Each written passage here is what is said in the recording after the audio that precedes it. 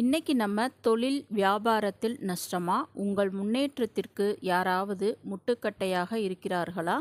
தேய்பிறை செவ்வாய்க்கிழமை அன்று கோவிலுக்கு சென்று அம்மனுக்கு இதை வாங்கி சாற்றி வழிபடுங்கள்.